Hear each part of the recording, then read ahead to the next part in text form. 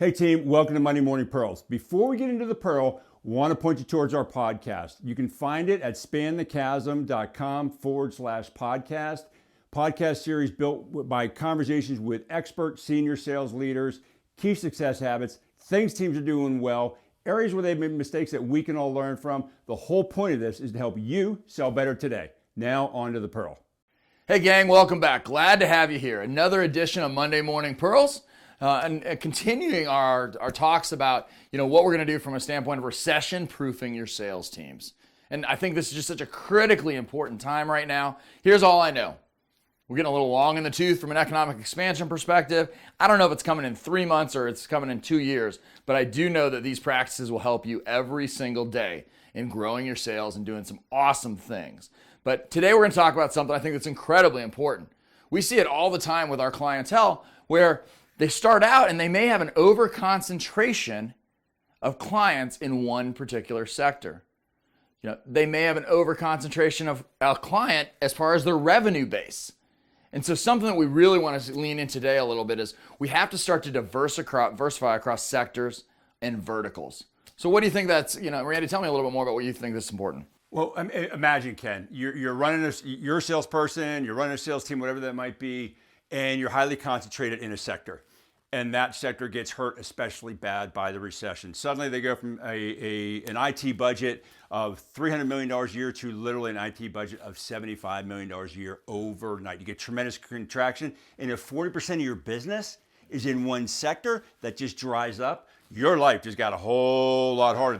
That hill got steeper and it got a lot longer. And by the way, they're throwing rocks from the top and there's a downdraft. Yeah, that sounds horrible. And I think for those of you who've been around a little bit, now my man Randy's been around longer than you. Substantially longer than I have. I've seen more recessions. Definitely seen more recessions. But when you start to talk about the recessions and that impact, we've seen where all of a sudden you can't sell anything to anyone. I mean, you can literally be talking to somebody in the middle of the Sahara Desert and you have a tray of ice cubes and they don't want them because they feel like they can't afford it, regardless of whether or not they can. So what are some ways that we can speak about diversifying sectors? What are some things we should think about, Randy? So I want to be very clear in this because in the other week we talked about your ideal client profile. And that might have sounded very narrowing, and I do not want to lose the narrowing concept. But your ideal client profile is probably across a couple of sectors, a couple of verticals, a couple of different client types. So what I want to do is make sure that inside our ideal client profile, we're covering them all appropriately. We're not overly weighting toward just financial services or just towards telecom. I mean, make sure that we're placing some bets, kind of like your financial advisor says, we have to have a diversified portfolio to adjust to long-term risk. An economic downturn is an economic risk. So we want to make sure, I think one of the things we want to make sure is that we're investing cross portfolio, across our opportunities where we can win at a very high rate. Yeah, and as a more specific example of that, think about it this way. You may have a software firm that does software professional services and it happens to do really well through regulated spaces. Could be healthcare, could be legal, there are a lot of different sectors that are heavily regulated and that I'm super qualified to help them in. But sometimes when the going's easy, maybe 80% of my business is currently in healthcare. That could be something that could present a substantial risk later. So it's something that we really want to make sure that we're looking into. So what do you think? What else can we consider?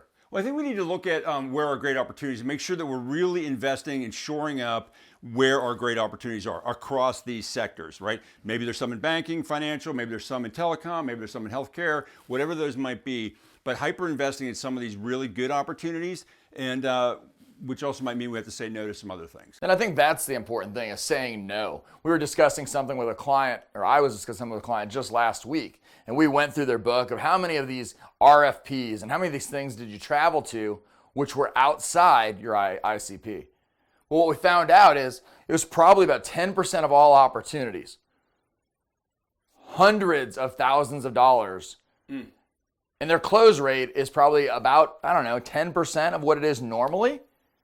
It's just sinking bad money into things. So we want to invest time into the high ICP sectors, right? We want to go where we have the best use cases. We want to go where we can talk in the voice of the customer, in what their problem was, in what they wanted to achieve, and how we helped them achieve that. So those are things we really want to lean into and make sure that we're very cognizant of. Dude, imagine how it's going to feel. You're a salesperson or a sales leader, and you've got an investment strategy across multiple verticals, multiple segments, and within each of those, multiple clients and opportunities in there. Instead of that all chips on black mentality, you're like, come on, baby. You know, who pays for all those lights in Vegas? Yeah, well, I've done it a few times. You and I do, right? So make sure our challenge here is, man, think of the feeling, the confidence that you're going to have when you got a real diversified plan that's maximizing your ability to weather a storm independent of what sector gets hurt.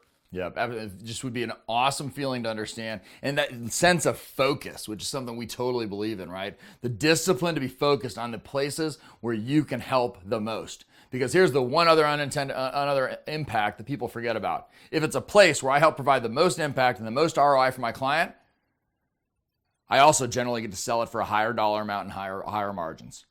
So those are the things we want to think about as we diversify across sectors. So what I heard you say there is, if I really pay attention to this, I hear better commission dollars in a tough time.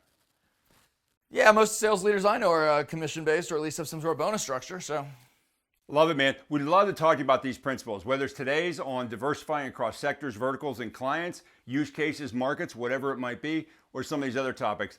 Now is the time to start thinking about it. It's too late when the storms are on the front porch.